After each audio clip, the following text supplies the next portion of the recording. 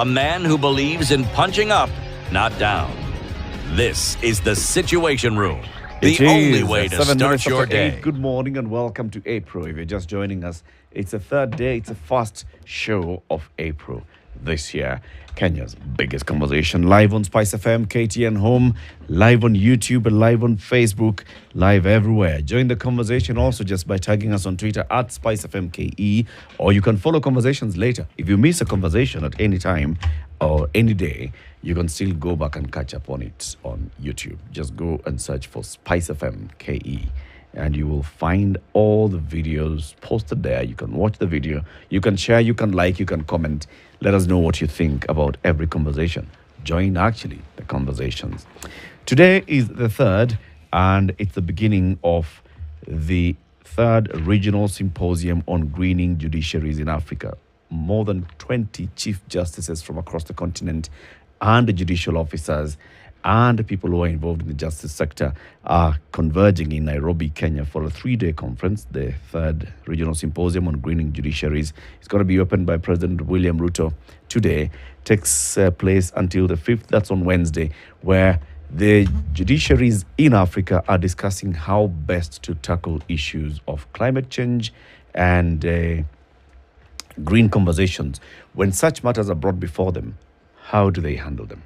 We had a conversation about this on our Justice Thursday's conversation last week, and this is what they'll be discussing. You can follow these conversations on KTN and also via live stream on social media. So go to KTN Home later on today. It'll be beamed live as the conversations begin. We have two guests who are joining us now, and we want to look at what we are seeing politically. So today was going to be the mother of all demonstrations, as had been built by the Azimio leadership. And then they decided, you know what, because the president has spoken and he has extended an olive branch and he says, let's approach a different, take a different approach. Raila Odinga and Martha Karua and the others addressed the Kenyans yesterday and they said, let's call off those demonstrations, at least for a week, and see the beginning of what's going to happen next. To understand and to unpack this, the demonstrations, the call for demonstrations, the conversations that are happening in the country, we are now joined by two people. Dr. Fred Ogola is a governance and political analyst. He's also with the Linda Ugatuzi. Vugu Vugu la Linda Ugatuzi. Yes. Vugu Vugu. Yes. La Linda Ugatuzi. Championing devolution in the country and saying it's under threat and we need to do something about it. Gerard Bitok is a political analyst. Gentlemen, good morning. Good morning to you. Good to see you. Karibuni sana to the conversation. CT has the day's proverb. It's from Congo, Brazil. What's the name of that country? So we know the other one is the Democratic Republic of Congo. This is Republic of Congo. This is just the Republic of Congo. Republic of Congo. Democracy, wachana na hiyo. Well, it began in the early days after the independence in 1960 as a Marxist country. That was the inclination. And then around 1979 or so, that changed. So Marxism, I think, went to the Atlantic Ocean. And some that didn't go there, of course, followed the Congo River into the Atlantic Ocean. So they're now just the Republic. So there's just the Republic of Congo. And remember, City Munga, that when you hear in Africa anything that if a country's name begins by democratic, it means there's no democracy. When any constitution or any institution name begin with independent, no, what they don't have mostly is independence. Okay.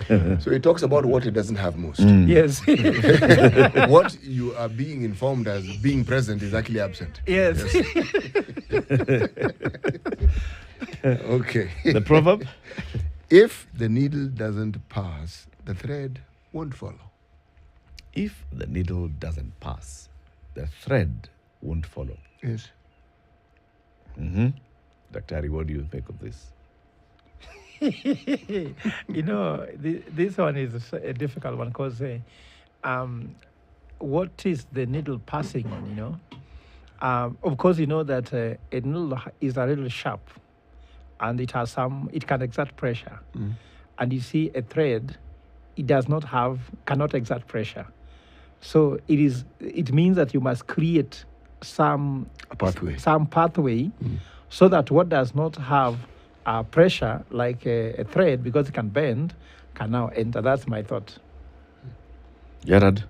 Good morning. I think I was listening when I was on my way, and So two interesting you things. have more Kenya from I other. have more Kenya somehow. The two interesting things is that first of all, while growing up, we imagined actually that the name Congo originated from short people because we used to call short people Congolese. Somebody in Mfupi kama Mkongo. So I didn't know that there was another origin for that country's name. But coming back to the proverb, I think I agree with the gentleman who made a political interpretation of it, and it's about leadership. Like, the thread is a weaker part of the whole scheme of knitting, and the needle is a bit stronger. So I could think about leadership, and I think that also played out yesterday. That the needles are making a pathway, and looks like the threads will not have a choice but to follow. The needle yesterday made a move, and the thread today might not be under mannering. So I think it's leadership. There's a part that those people in spaces that are in the places of leadership somehow make a pathway to have any other following multitude or structure as to bow to it. So I'll look at it politically and also in terms of leadership, that there needs to be a pathway that is created by a leader so that every other person can follow suit. When that does not happen, then many times we find that the thread does not find the pathway into the cloth. Yes. So let's look back at the last couple of weeks. Okay, actually months, from all the way from January.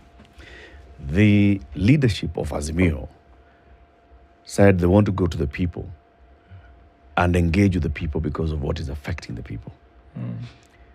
That their issues, their list has been changing. Every new day we keep talking about it here, so we are not sure what the issue is, but they've crystallized around some issues.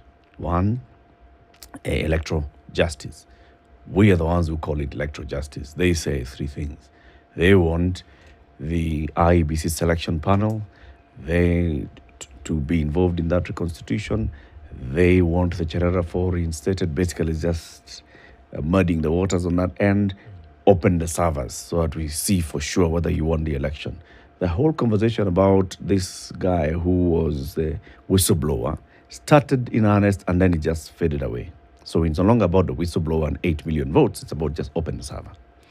The other issues have been on the cost of living and saying you should reinstate or reintroduce a subsidy for unga and a subsidy on petroleum prices. Then there have been all these kind of conversations about the constitution of government and accusing the Kenya Kwanza administration of constituting a government focusing more on two tribes, and then the other tribes are just getting, small tokens here and there. And that's been an issue. And that formed the basis for nationwide rallies into the 20th of March, which now started as weekly protests. Yesterday, the president said, I have listened to what Kenyans are saying. I have listened to the religious leaders. I have listened to others. And I say it's about time that we sit back and listen. And the issue that I'd like us to address is on the composition of the IEBC selection panel on the formation of the next IEBC.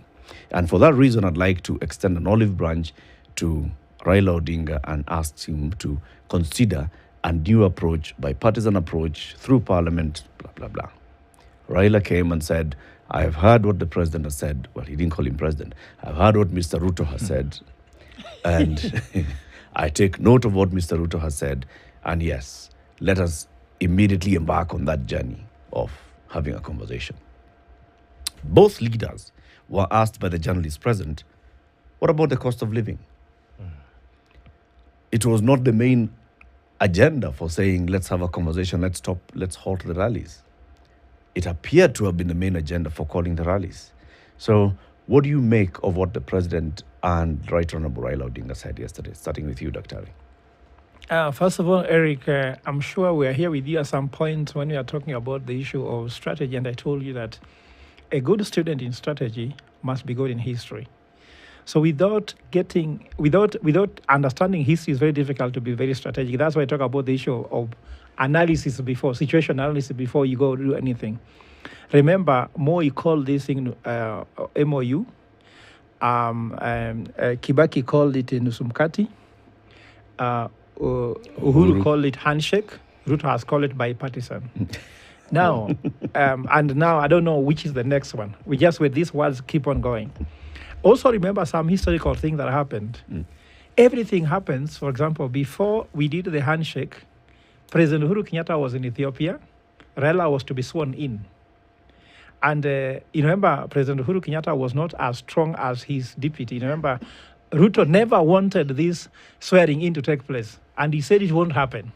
Look at Gachagua again and Ruto. Ruto was away during this time when Mandamano were going fever pitch. Then you find again that Gachagua was saying it won't happen. We can't talk about any negotiation. The only negotiation will be how do you go home? So you see, every time the president is there, the deputy takes more hard lines than the head of state. So now this has happened whereby the thread again has been led by the needle. The needle says, okay, let's talk. When the thread was saying we can't talk, now the thread has to follow. Thank you very much, Gerard, for that, in this direction. Now, let me put this to perspective. According to me, what I make of this, if I've told you that for 4 presidents, it has ended up into some kind of negotiation and different names, but the same thing, why do we have to wait for property to be destroyed, lives to be lost, if we know that's the way? If you start quarreling with your wife, and you know by the end you are going to go out for dinner, don't even quarrel. Tell her, sweetheart, let's just go for dinner. Why do we have to fight is when you go for dinner? Why do we have to throw tear gas and do all those shenanigans and kill our economy? We lost 6 billion shillings a year, per day for the demonstrations. Remember, Kenyans were in a place whereby people from abroad wants to book summer holidays, and Kenya was not a place to go because this money has gone to Tanzania and the rest. We've lost foreign direct investment. We've lost so much. Why did we have to lose this just to do what has always been done? Handshake, Nusumukati, or something like that. It sounds like you're alluding to that they knew that there was going to be this conversation if before. You knew, yes. And that all these things that happened, they kind of knew that they were going to happen. And so you're saying, why waste time fighting if we knew that we were going to come to the table to Yes, because agree? even if they said why would they know something like this and still allow these things to happen? I did a press release as Operation Dogatuzi, and I told them, Mr. President, the buck stops with you. Don't ask me about Raila's alternative, because let me tell you what, my dear, the right answer begins the right question normally. People don't know this. And remember when we were in primary school, secondary school, whenever exam was put on the table, there's always a moment when the teacher could come to correct the exam question. The bright students will raise their hand and say, question 4 is wrong. You have to change it so that you can get the right answer. But the stupid students will just say, why are you wasting time? So you realize if the question is not well formulated, the answer will be wrong. So I'm sure, of course, you see, by being a professor, among the one Malimu question 6 is wrong. If you put it this way, the answer cannot be there. There is no correct answer. So the right question was that Raila had got all options considered. The last resort, he could not win through parliament because parliament has been taken. There was a perception the judiciary was gone. Everything was gone. The only thing remaining was the street, and he went to the street. So the next question was, what were Ruto's alternatives, not Raila's alternative? If the alternatives were checked, and I made it very clear in some press statements, that Ruto rules State House because he has got legal license to rule State House. He was sworn in the legal way. Raila rules the street, which is called social license. The street feeds State House. And when Raila cuts the pipe to State House, the economic pipe, State House has to come out and talk. And that's what's happening. That is an economic imperative. So if that is the case, they knew. And if anybody is brilliant in Kenya Kwanza government, they knew. If they don't know, then we have to question their intelligence. So they knew. So they took us the route which we knew where it's going to end. Raila told Ruto, if Moi came to handshake me, who are you? So how could they not know? And I'm sure the Kenya Kwanza people have enough brains to know this. If not, then that's the question. So for me, at the moment, I'm not even looking at the issue of bipartisan. The question is, Eric, do you believe that the parliament can be bipartisan? The answer is absolutely no. So me, I would like to suggest that let us take this thing out of parliament and let us involve more stakeholders, because if we just go through parliament, there will be politicians deciding our fate. All this time, I announced Musumkate, MOU, and the rest, everyone has gotten what they want to have political power. but Kenyans using people's power never gotten a benefit. We don't get anything. So let's get this thing out of this political arrangement. And I'm calling upon you as media people even to make the voice stronger that we'd like to have the 4 estates involved in this negotiation now. Okay. The We'll first- come back into what this thing is that we need to Yes. get out of Parliament. But Gerard, your initial reaction and understanding of what happened yesterday. I think first of all, I mean, there are a lot of telltale signs in the political scene. If you've been here long enough, then you'd understand. I think my first heartbreak was with Uhuru Kenyatta. That handshake that Uhuru Kenyatta made was my biggest heartbreak. And it really changed how I looked at politics and how much I tend to invest in political causes, in emotional political causes. And there's a bigger message, especially to Kenyans, in what happened yesterday, that you'll be involved in everything else except negotiations. Yeah, maandamano kuja, beba mawe, kuja tukule tear gas, fanya nini, but where negotiations is where they draw the line. When they go to speak about negotiations, that's when they leave you out. So I think there's a bigger message to Kenyans in the sense that political processes are not necessarily your processes. You know, go vote, that's your process. Go vote, go home, and start working. Move on with your life. If politicians have their own beef, then they need to fix their own beef in the spaces that they think they find it fit for themselves. So it's not just a message to myself, but a message to 50 million Kenyans that while the process of politics is ongoing, you need to understand that we are all Kenyans. And the only thing that we have control over is what you're going to eat in your house at the end of the day, how you're going to pay your school fees, how you're going to manage your life. But what happens at the top is not your business. These gentlemen will stand in the next of, down some stairs and they say, beef imeisha. They can decide even bei ya unga imeshuka. Like yesterday, there's a truce. Bei ya unga imeshuka bado. The issues that are being raised. Has the IBC been fixed now? The cost of living, has it come down? Has the servers been opened? They have not been opened. But they are saying, well, we can have a conversation. Have we been involved? Have they come back to Pipeline? Have they gone back to Kibra? Have they gone back to Dagoretti, and Kangware to come and to go and tell them how things have changed? They have not. So those decisions are going to be made at the top for the bottom. So the bigger message is that on the issues of IBC, it is not a new problem, and also the person who is raising it is also not new. It has been very consistent. Remember the issues of Isakasan, there was Kivwitu, then there's Chebukati. I think politicians tell us a lot of things except how these processes are done. For instance, IBC, nobody tells you that Chebukati was actually a member of ODM for 10 years. He actually ran for a seat on the ODM ticket. And for the longest time, a lot of trust was bestowed on him and the IBC as it is. When you look at the formulation of IBC as it is, Raila Odinga is making a demand that Cherera reform must be reinstated. So he has a problem with the process that is there in picking up commissioners by William Ruto and the how Parliament did you and all that. feel about the events that took place yesterday, Gerald? I mean, I hear you saying a lot, but again, essentially, another handshake has taken For me, place. personally, What did you feel about that? I think personally I'll be very disappointed if Raila Odinga and William Ruto shook hands. I'll be extremely disappointed. That's number one. That is how I feel about it, because it means it speaks out of a lot of deceit. Because these guys, they have On whose rallied part? us on both parts. Okay. Because William Ruto has spoken very strongly. You remember that he won the presidency on a story that Raila Odinga and Uhuru Kenyatta should not have shook hands. That the handshake government messed up the country, and that he has a better way to deal with Raila Odinga. So if you were telling us that you're giving us a prognosis and diagnosis of a situation that we thought that you're going to fix for us, and then again, with that diagnosis, you give us the same treatment, then we'll have a problem. So that's why I have a problem with William Ruto as a person who has supported him several times.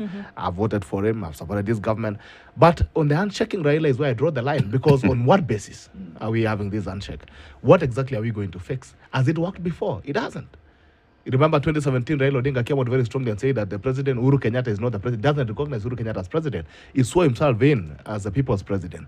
But then again, somehow, everything turned, including the IBC. Some of the issues that I say the handshake was supposed to fix was IBC. Now, almost 5 years later, we're still talking about IBC. So if William Ruto is telling us that he's going to shake hands with Raila Odinga, on what principles? On what basis? How does it benefit me as a person? How does it benefit the people who voted for him?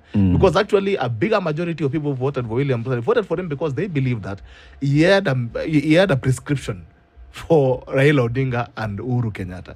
Now it seems that we're just about to walk the same path. I really have a very big problem with that. Unless if we are having an handshake, it has to make sense. Like what he has said before. that is only going to stick to the constitutional means of negotiating a way out of the issue that Raila has.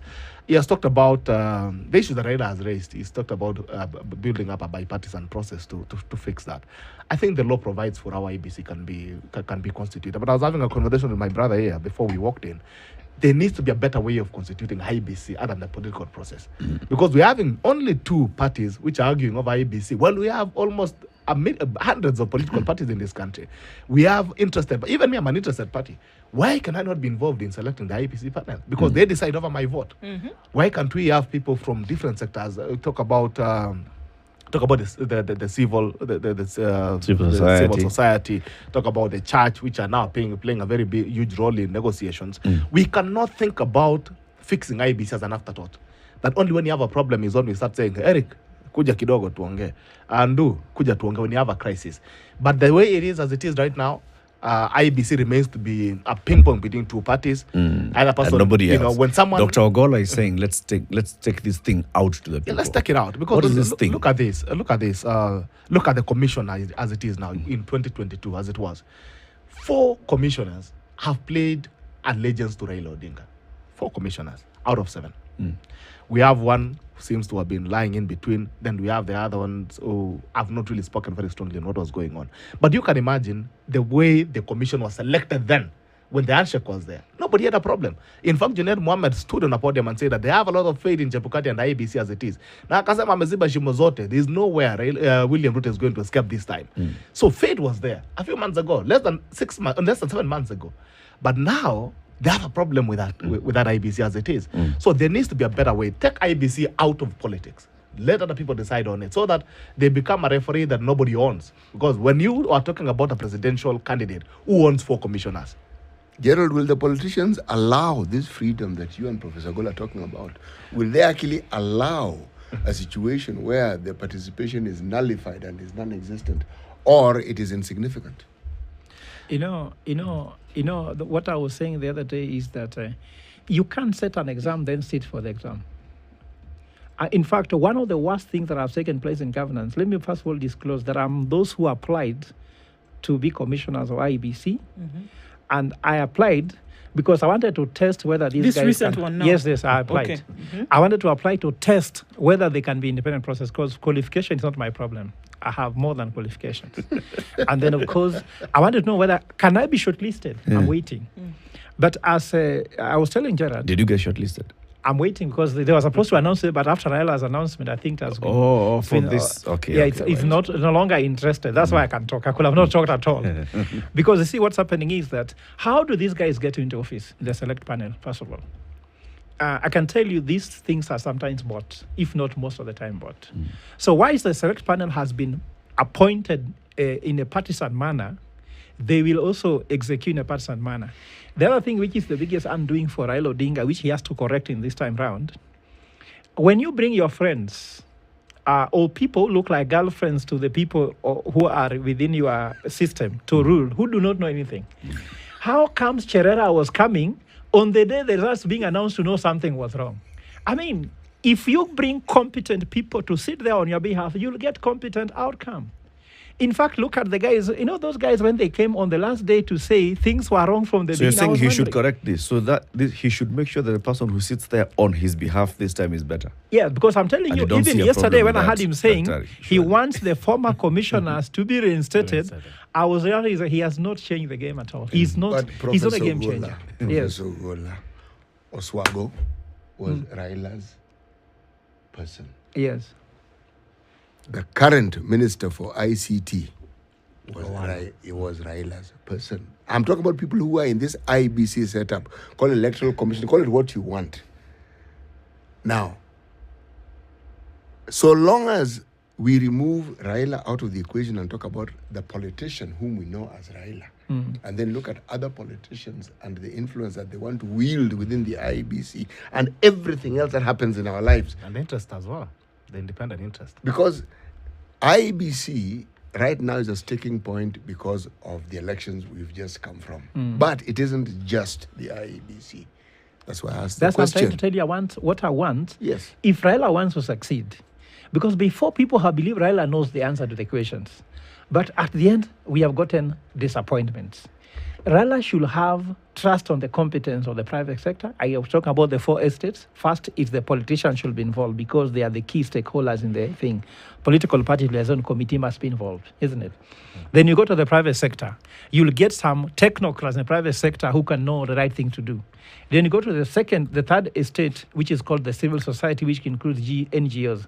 Remember, private sector must also include academia, because we need that to come on board. And then lastly, we need the media to come on board. Remember, media was a stakeholder. They were shot. They are the people who suffer at the hands of trying to say the truth, because remember, if anything is going on when the media is not there, it's like something happening in darkness. At night, there are so many things that happen. So if Raila wants to succeed? I'm saying to say, according to me, if he goes this route, to go through parliament, bipartisan, I told you, parliament cannot bipartisan. In fact, I was surprised when he said, we shall try to explore this route. And lastly, Eric, if I can just tell you openly, I said it, Raila thrives a lot when there are chaos. For example, there is something like Mandamano. He will do it in a way that you have no idea. He will win. He won it. But Raila is a very poor boardroom negotiator. And by the first statement he made yesterday, I'm realizing that things don't go wrong, they start wrong. If you take this route, Raila was supposed to say, no, first of all, let us do wide consultations. You cannot tell us it's going to be at parliament. You know why Ruto says they should live in parliament? He knows he rules parliament. And Ruto does not respect institution. He believes the individual there. Mr. Wetangula is there.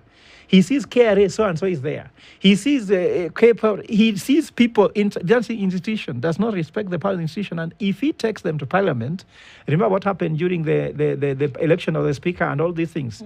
They said very clearly that Azimio is not a party. That's ruled by Wetangula.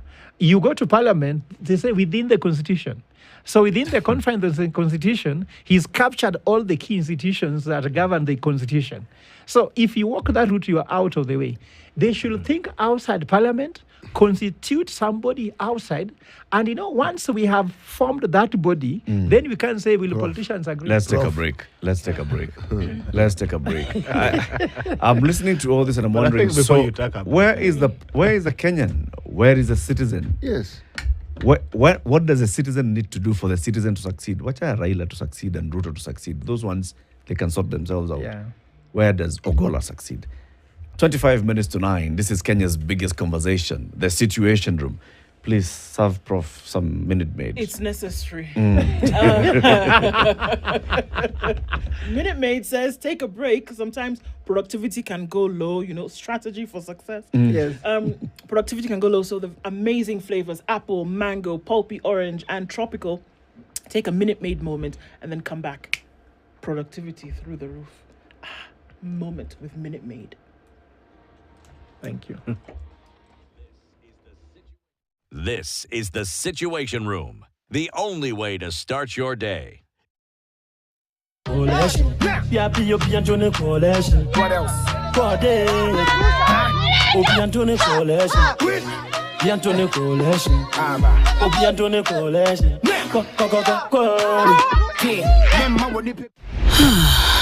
Walk.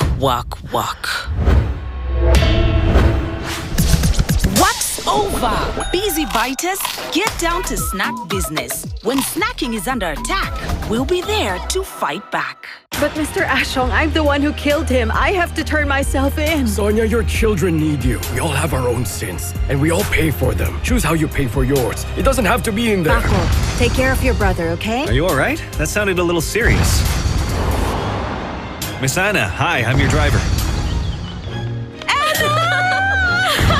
Oh no, I lost my passport. Wait, maybe you left it in that driver's car. It's been 12 years now. I'm glad all our sacrifices have not been in vain. What are you doing here? This is my husband's grave.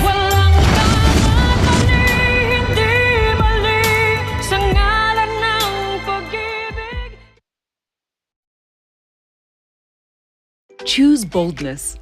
Celebrate the skin you're in and dress with confidence with Nivea Nourishing Cocoa Body Lotion. The triple-layered care of deep moisture serum, precious cocoa butter, and vitamin E enriches your skin for 48 hours. Choose to wear your skin with pride with Nivea. I'm Ayanda Tavete, and this is Afromax. It's a journey across the entire continent. into a variety of cultural work. We highlight the creative spirit in Africa and how it affects the design space, from the history that defines us to the future that is waiting. We get to the heart of African design philosophy to find out what makes creatives tick. Join us as we seek out the continent's finest design innovation, from interior and architecture, fashion, food, and the arts. It's all on Afrimax. Try this.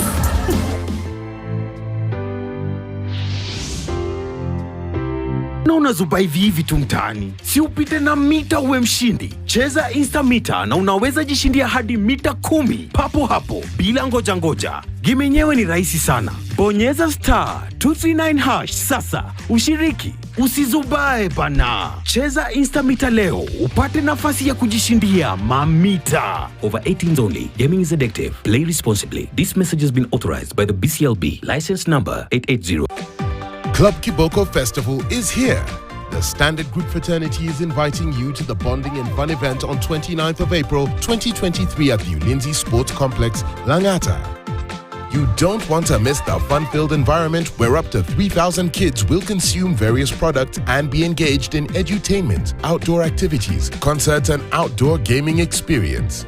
Be a part of the Club Kiboko Festival and get value on brand experiential and engagement spaces, gaming stations, an expo area, and mentions. Get your tickets today on Ticket Hub at 500 shillings for kids and 300 shillings for adults. To book your space or get more details, call 0727 201 922 or email hkikandi@standardmedia.co.ke. Club Kiboko Festival.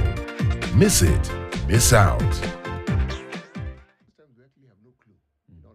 Even the people who supposedly support the leaders of these political parties, the people who know what the two leaders talk about are the two leaders. They don't actually know what it is that they actually talk about, if there are agreements, and why it is they take the path that they take.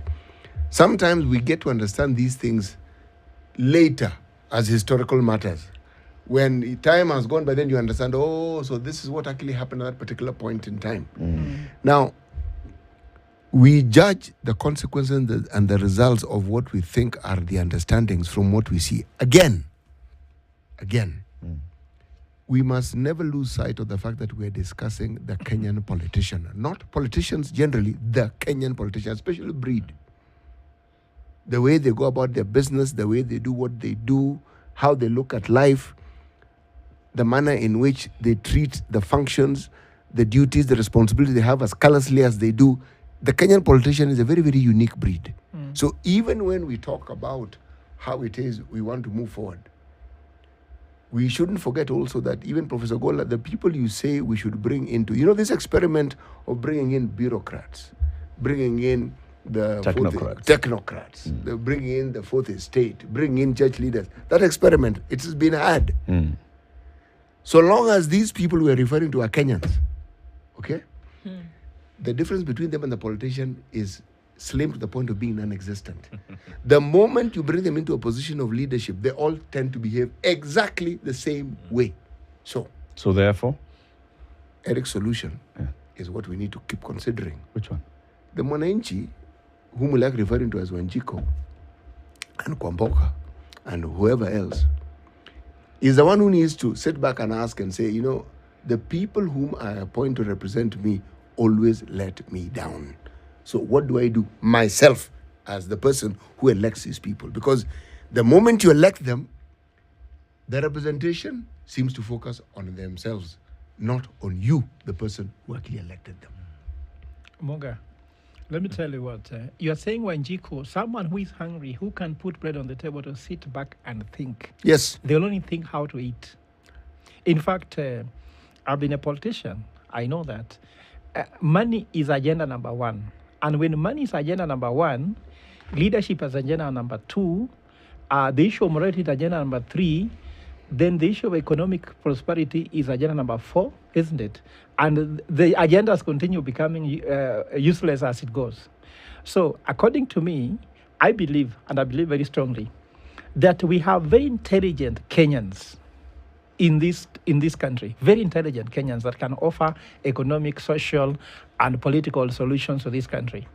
But the thing is that they have never used their intelligence for the country, if at all they have used against the country. And why so? Because their intelligence, their morality, their spirituality, those religious leaders, tilts or gravitate towards the stomach, because they start by saying, okay, now Raila Odinga and Ruto wants to talk. Now the question is, what does Raila want? They start by asking, what does Raila want? What does Ruto want? Who can benefit me most if we take this route? And then they align. And that's why, like PLO Lumumbas of this country, we have now a CS for Treasury, Professor Juna Angdong. He has a very good CV, isn't it? How is that CV working in Treasury? You cannot tell. Does he not know what to do? He knows. How is he incapable? He is incapable. I'm trying to tell you, there's a way this can work, and I'm going to give a very what I call a very drastic proposal. If I'm Raila Odinga and Ruto, if they want to help this country, what they need to do is, first of all, they have to agree that if they're fighting because of the election, which was won or not won, they should not have a handshake in this year. They should agree that this year Ruto takes over government for 5 years. Then after 5 years, there's no election. Azimio takes somebody to rule government for another 5 years.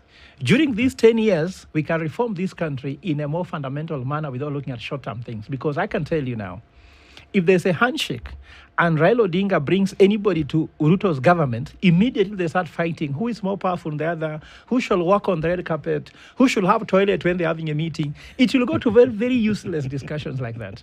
But if we have a 10-year period where now we can sit back and say, we have like to sit back and say, now, which way Kenya?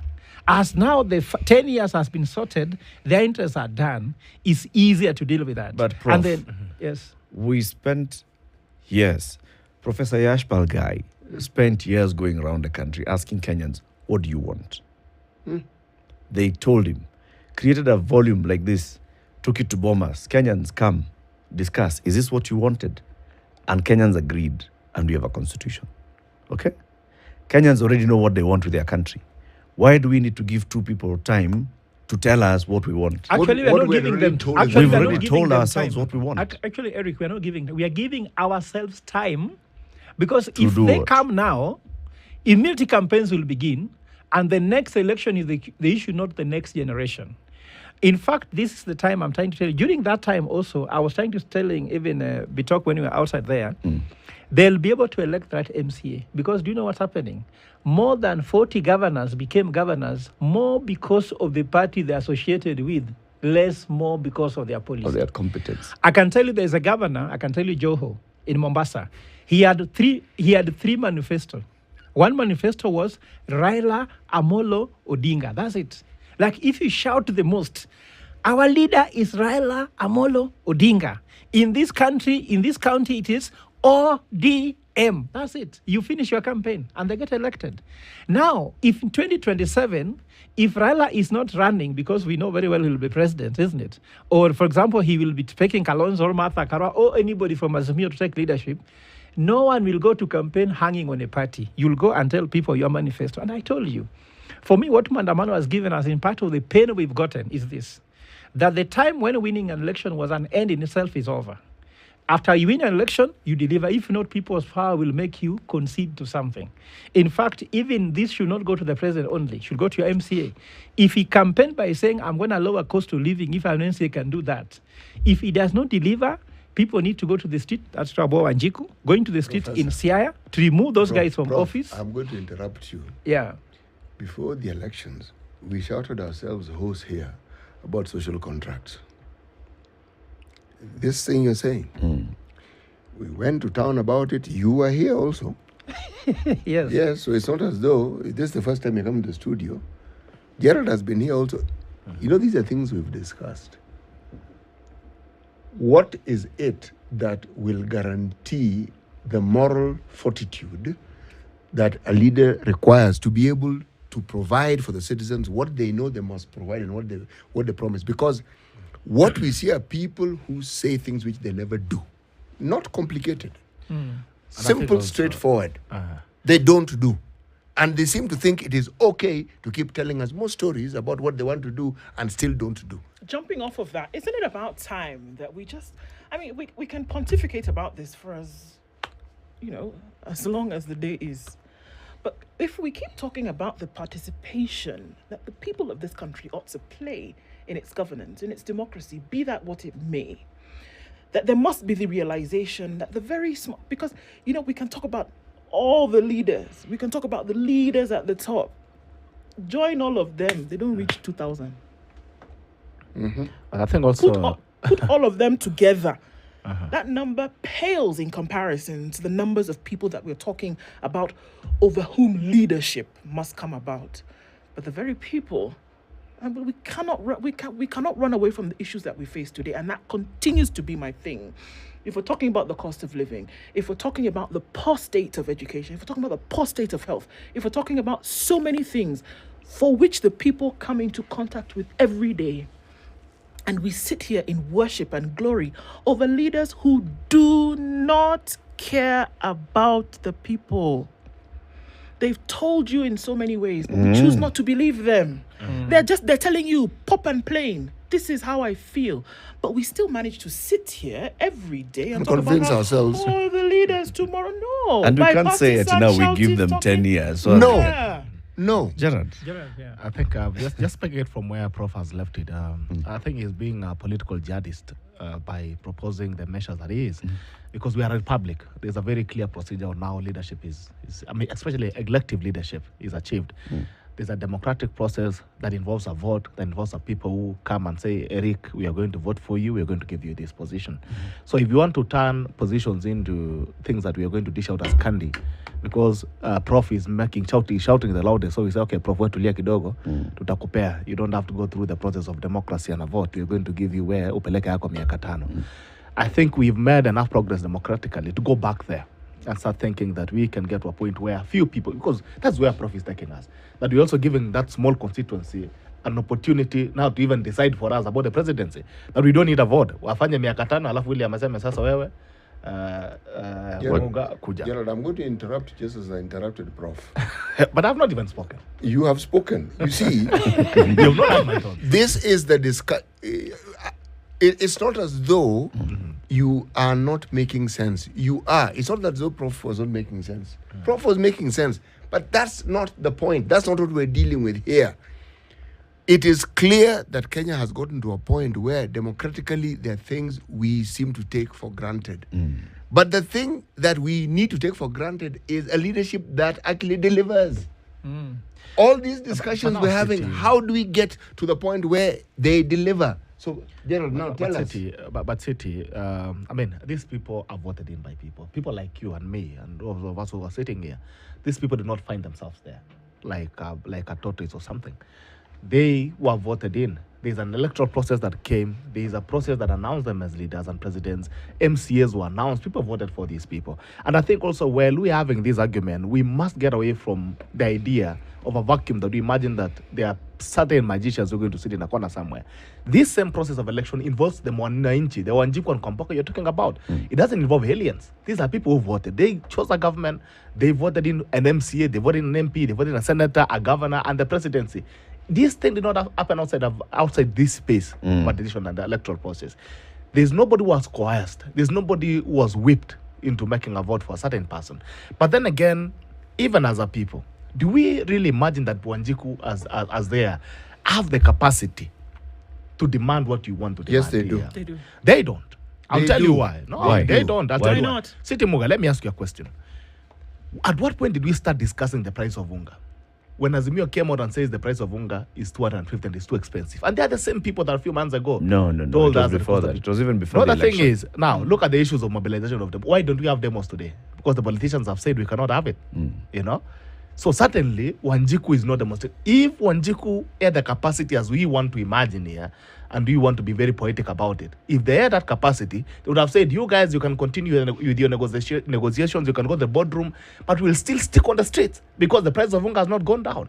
Because all these issues that we've been talking about, the price of fuel, the cost of gas, the cost of all these things have not come down. If they had that capacity to want to be so poetic about it, they would have gone to the streets today. But they have not gone to the streets today because they don't have the capacity. The capacity ends at the vote.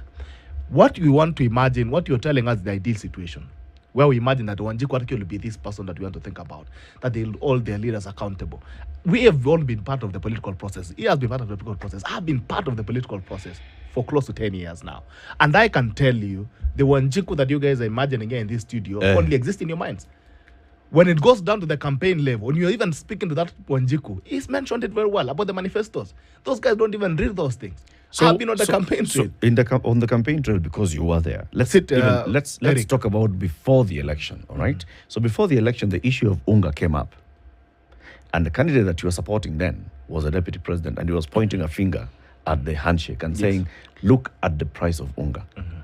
Look at what these people have done, that the cost of living is going so high, all right? Why was he doing that? Because he knew and he understood that that is the pain point for the Wanjiku, right? And he said the way to sort this thing out is starting from the bottom. Remove the money from up there, bring it to the bottom. So at the bottom then can start shaking things upwards. Now the thing is, and also... Are you saying that that Wanjiku then had power, but after the Wanjiku cast their ballot like this, their power ended? Now the thing is, you and also did the candidates know? Did the candidates know this?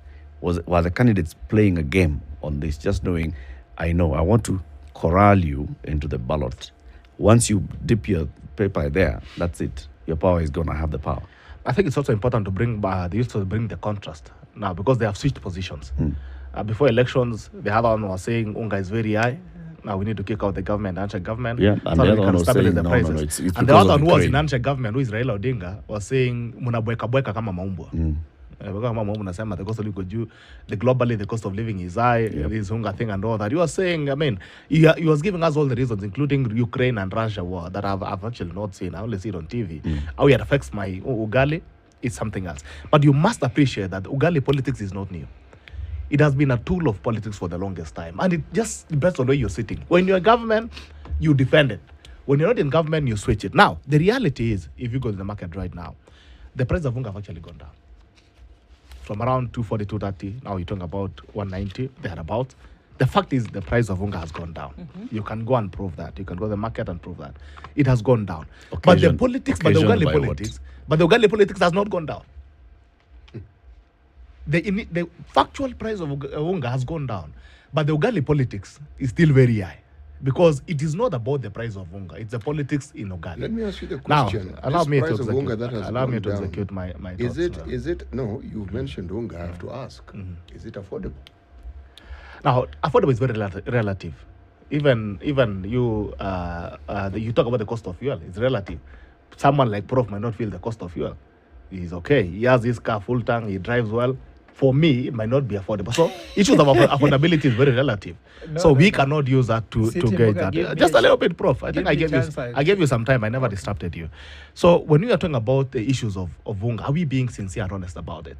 The fact that we're having two players now who have switched roles, and now we're having a totally different conversation on the price of Unga, how are we being honest about the issues that we are discussing? So let me ask you, as you continue with that, on that same thought, do you think the citizen who was concerned about the cost of living last year is sincere when they talk about the cost of living this year? What are the politicians? They're not being sincere. Wanjiku. Do you think Wanjiku has no legitimate reason to actually talk about the cost of living? Let's speak the cost of living. What exactly are we talking about for Wanjiku? Forget about all the other crazy things of the cost of petrol and all that. Wanjiku has no business in that. Let's talk particularly about the price of Unga. Okay. Right? The issues of the cost of Unga, I've told you, that is a fact, and you can go and fact check. There has been a gradual decline in the price of Unga. Does Wanjiku consider 190 a good price for Unga? Even if, let me tell you something, Eric Latif. Even if you reduce there's a time even we were even told that the price of Unga was 100 shillings during Handshake government. I never consumed that Unga. Answer the question, Gerard. So affordability is very relative. If you go to Madare, yes. The fact is, yes, the Unga was at some point 230. It has come to 190. Is that the price that Wanjiku considers? Now, I've told you this. Affordability is very relative. For someone, there are people even who shaga their own Unga. unaenda unanua gorogoro moja, is I think around 90 shillings, you get 2 kgs out of it. There is someone who buys an high premium unga, which would cost you around 300 shillings for an high product. They have premium products. So affordability cannot be used as a measure of the cost of living, because we can talk about accessibility. For me, it's about accessibility. And the only way to fix the cost of living is production. There's no other shortcut. You can demonstrate the much you want, but if you're not fixing the factors of production, then we are going to have this conversation for the longest time. I think it's a big deal if you have something that's available and the people in the country can't afford it. That's a big deal. So it is a factor. Huge factor. Unga inatoka wapi? Inatoka kwa mahindi. What's your point, Gerald? My point is, we must start having a conversation around productivity, not the shelf prices. For this point, it's a planting season. Let's talk about how much are we doing to ensure that we can produce more as a country and import less. Okay. And we having that to give some numbers, then we discuss them. Okay. That's what I'm trying to say. Let me tell you what, Gerard, I'm an economist to the core. And I was actually telling people, I've been sharing on this set, that Ruto needed a hard-nosed economist, not activist economist like David Lee. And that's why even Gerard, you need to learn a little bit about economics here, that EU subsidizes electricity for their countries to a tune of 800 billion euros. You understand? Farm subsidies and food subsidies cost EU what I call 1.2 trillion Kenya shillings. And what I can tell you, using that economic model, when a population cannot consume, there is no economic growth whatsoever. You like it. So if you're talking about production, we have to talk about demand, supply. And demand, it does not mean that how many people want unga. Demand in economic means that you need it and you can afford it. If you cannot afford a car, you are not among the demand for a car.